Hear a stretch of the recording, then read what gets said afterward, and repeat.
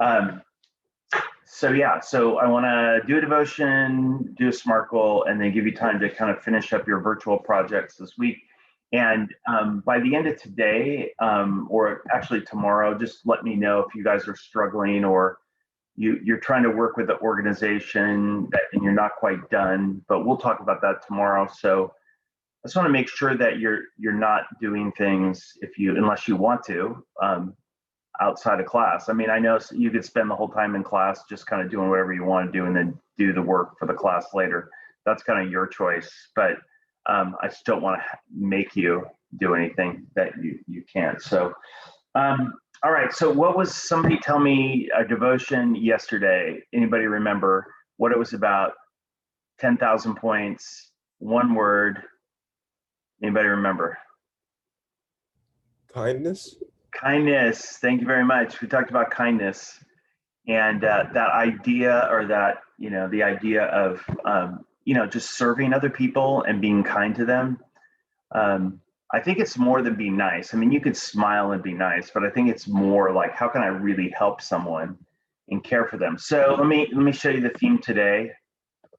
And it is the word gentleness. Now, I don't know if you think much if I ask you, hey, is a leader gentle? I don't know if you would say a leader is gentle, but let's talk about a definition of gentleness. So here's what I want you to think about, and then I'm going to call on a bunch of you. What is gentleness? Do you know someone who you would describe as gentle? And what are the qualities of someone who is gentle? And the second two questions are kind of similar. You can kind of pick which question you want to, but let me ask a bunch of you, what do you guys think about gentleness and leadership? Is it really part of that, or is that just weird? Like, what do you think? So Winston, let me ask you first. You can either define gentleness for us or tell me about someone you might define as being a gentle person. I think gentleness is like when you're like deliberate in your actions, like when you're acting on something, you're aware on how it's going to affect others, and that's how you decide on whether you act on something. Yeah, nice. I like that awareness of what you're doing to other people. Love that. So you have to take a moment to think about it. All right, Maggie, what about you? What do you think about gentleness, or do you know somebody who's gentle? How would you describe them? I think like gentleness is just the quality of being like kind and tender. I can't think of a specific example now, but I think generally is being like kind. Okay. Yeah. Great. All right, Jack, what do you think of? You know anybody who's gentle? Would you describe anybody that way? What do you think? I mean, not off the top of my head, I can't really think of anyone that I know who's just like gentle. Okay.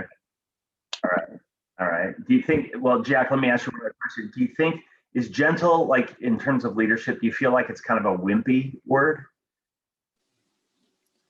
I mean, not really. Okay. Yes and no, I guess. In some ways it is, in some ways it isn't. Okay. There might be some strength there. Okay. I feel like you kind of have to be hard on people sometimes, but you don't want to be too hard. So. Okay. So there's kind of a balance. I like that. Sia, what about you? What do you think? You know somebody who's gentle? What are the qualities? What do you think? I can't think of anyone in particular, but I think the qualities is being patient with people. Yeah, being patient with people. Okay, like that. Like it. You guys are doing great. Okay, let me ask people who don't have their camera on. Pratik, what about you?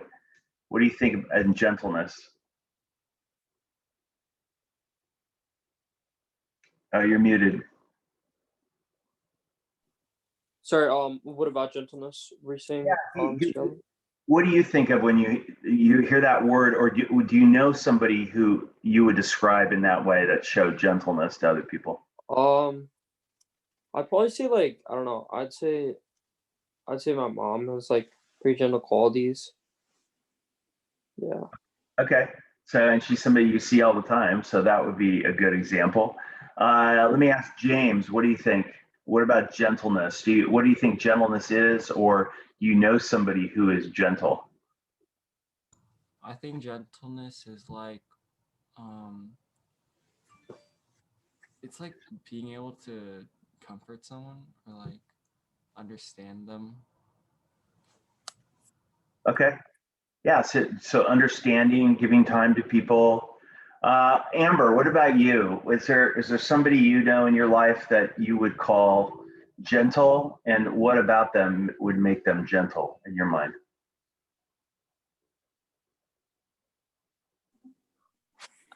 Um, Probably my mom. Okay. Just because like she's like careful with all of our feelings, Hmm. taking us into consideration. Yeah, I love that. It's a great definition, thinking about being careful around other people. All right, Bella, what about you? Anything that you think about gentleness, or do you know somebody who is gentle, or you would describe that way?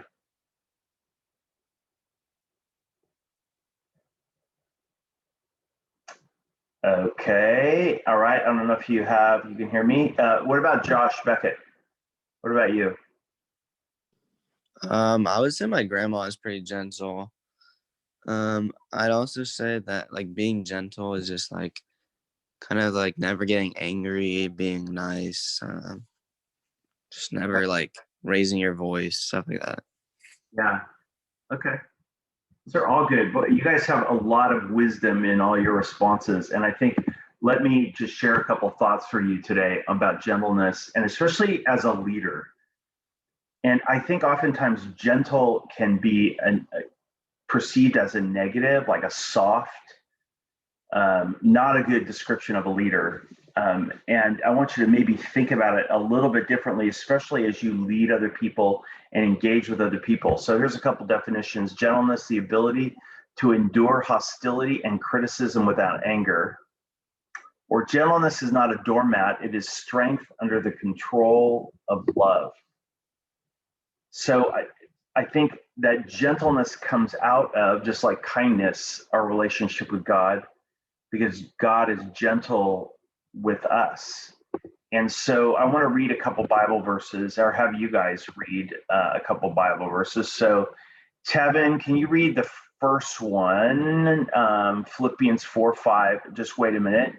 And then Frank, can you read Isaiah 40? And then let me have Raj, will you read Ephesians 4:1 through 4, really? So let's start with Philippians 4:5. Let your gentleness be evident to all. The Lord is near. Great. Okay, Isaiah 40. He tends his flock like a shepherd. He gathers the lambs in his arms and carries them close to his heart. He gently leads those that are young. All right, and Ephesians 4. As a prisoner for the Lord, then, I urge you to live a life worthy of the calling you have received. Be completely humble and gentle. Be patient, bearing with one another in love. Make every effort to keep the unity of the Spirit through the bond of peace. All right, thank you guys so much for reading. Even though I kind of made you, thanks for doing it. I want to just let you think about this. It begins Philippians 4, let your gentleness be evident to all. God is near, the Lord is near. So even if you don't know it, gentleness is part of leadership. And I want to try to convince you of that and think about how that might be part of your own leadership strategy. It begins with God. God is often pictured as like the shepherd, taking care of a sheep. I mean, if I brought my little dog in here and held her like there, she'd be all cuddly and soft. And I feel like when I was growing up as a kid, people always showed me these pictures of Jesus like holding a lamb because he was a shepherd, and it was and it was so nice. But there's something else about the idea of the shepherd, and the shepherd had, Katerina, have you seen a picture of a shepherd before? I have. You have. So what is a shepherd? If you see a shepherd, what do they usually have in their hand? Just like cane stick thing. Yeah, a stick or a cane or a shepherd's crook, And Katerina, let me ask you, do you know what the shepherd does with that crook? Not really. You don't? Okay, well, I'm going to tell you, and you guys will be so excited. I don't know if anybody's planning to go to UC Davis or Cal Poly San Luis Obispo. One of the things that they have at those schools are classes where you can do things about farming and animals. And so my friend who went to Davis, she took, it's really hilarious. She took tractor driving, one of her classes. And I encourage you, wherever you go to college, try to find some really creative classes that are like out of the norm and take them just for fun. Because, so she took tractor driving. And the other thing she took is sheep shearing. So you have to take the sheep and cut off all its wool. I don't know if any of you guys have a background in that. Maybe you're all professional, sheep raisers. You were in 4-H as a kid. I don't know. But one of the things that she taught me about sheep is that they're not really smart. And when we were, I don't know if any of you go water skiing, wakeboarding, go to the Delta, we were pulling up in a houseboat to an island. And on the island were all these random sheep that were just stuck on this island that they would eat. And then the shepherd would come over and take their wool and all this stuff.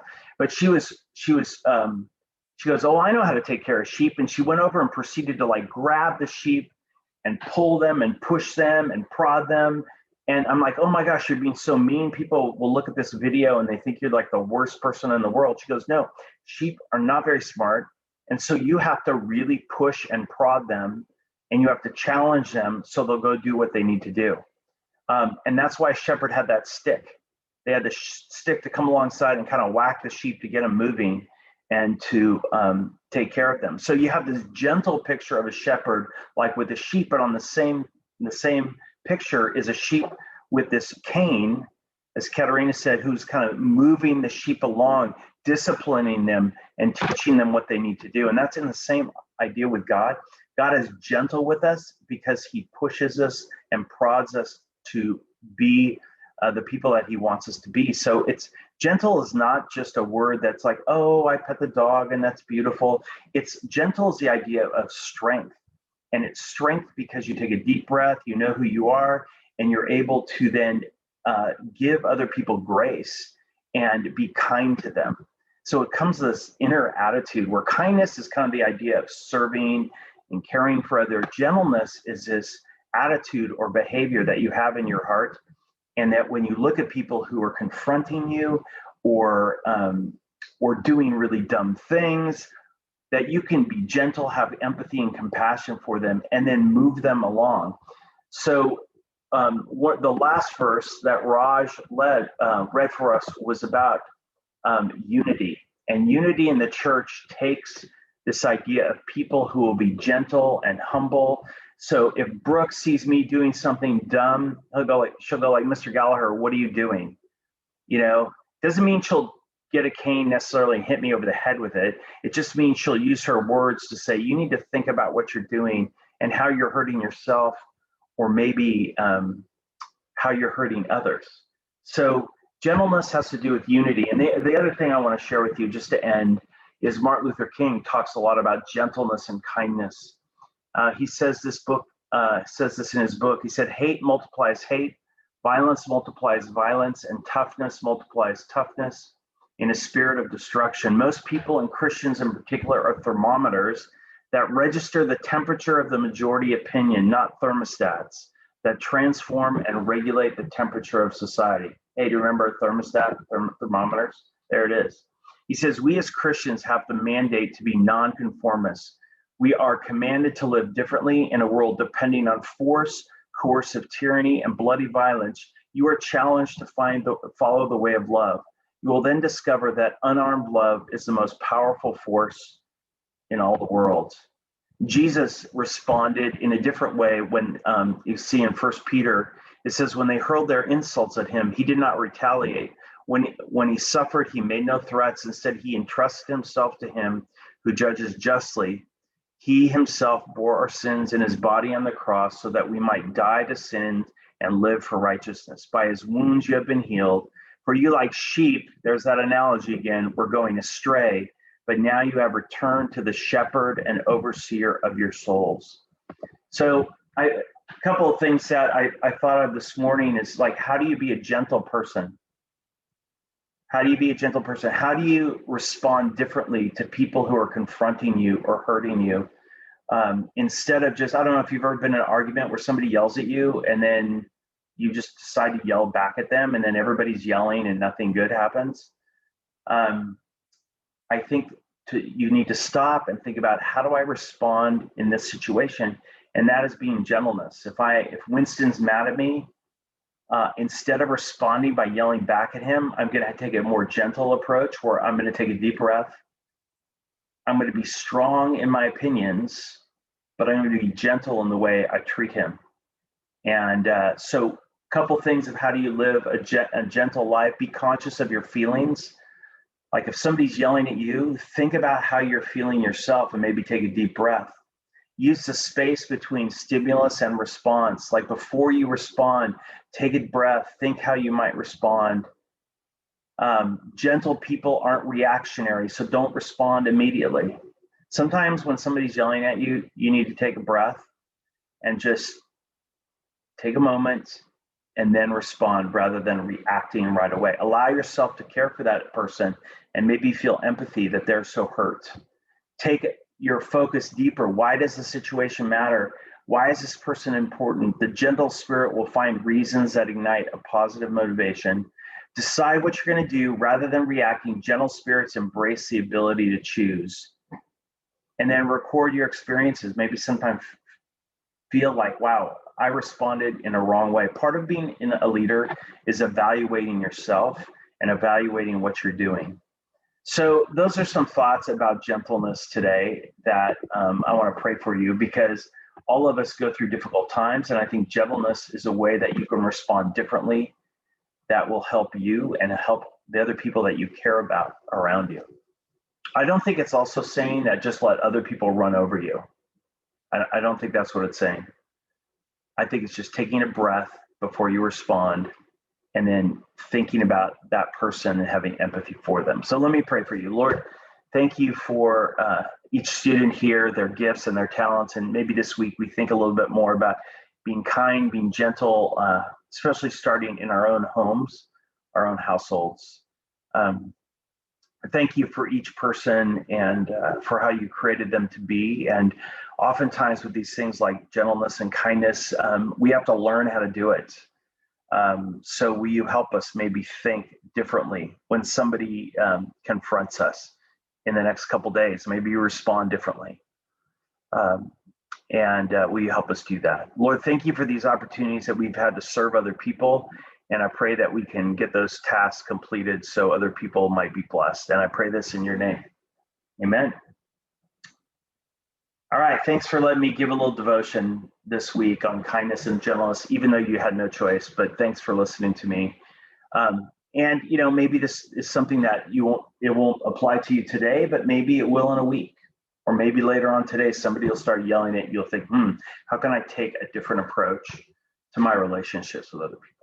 All right, so what we're gonna do for the next 5 minutes, I want you to think about not your virtual service projects, but your own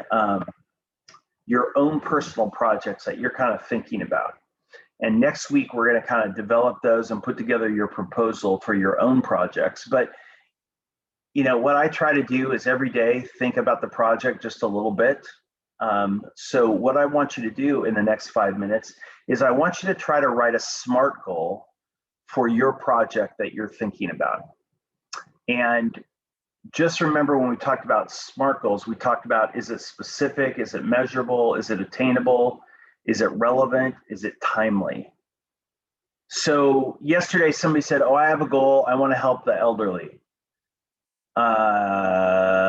Is that a SMART goal?